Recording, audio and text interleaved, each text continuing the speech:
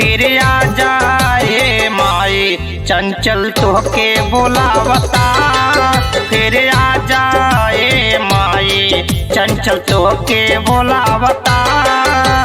दिलवा कुहुक के रोवेला, दिलवा कुहुक के रोवेला, मनवा मनावता। फिर आ जाए माई चंचल तोहके बोलावता। फिर आ जाए माई चंचल तोहके बोलावता।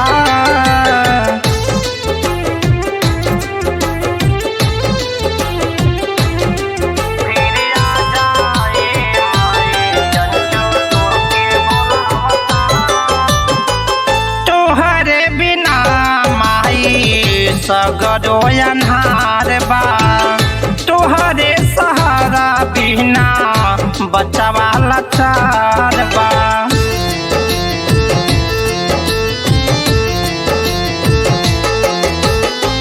तोहरे बिना माई सगरो अन्हार बा, तोहरे सहारे बिना बचवा लाचार बा। दिन रात नाही सोवेला, दिन रात नाही सोवेला, आशा लगावता। फिर आ जाए माई चंचल तोहके बोलावता।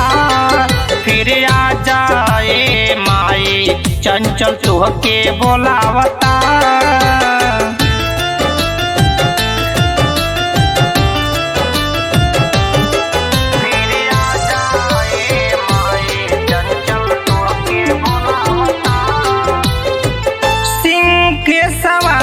कह के आवा मयरिया, तोहरे दरस के बिना प्यासल बा नजरिया।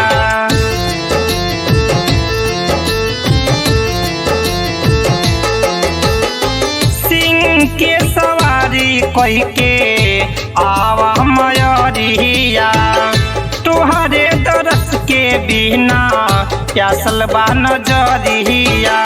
शंख गदा हाथ सोहेला, शंख गदा हाथ सोहेला, त्रिशूल देखावता।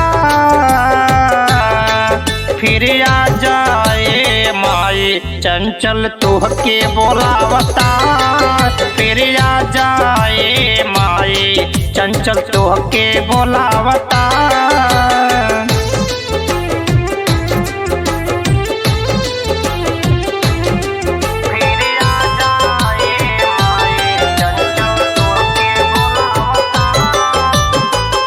गुरुवर गणेश राम बदन गुड़ गवाले, हवलदार चंचल कवि निहिया लगवाले।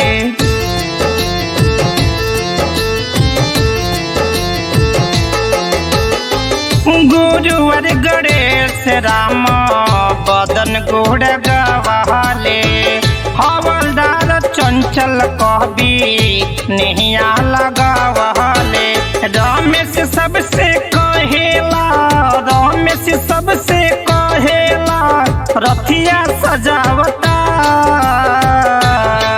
फिर आ जाए माई चंचल तोहके बोलावता। फिर आ जाए माई चंचल तोहके बोलावता।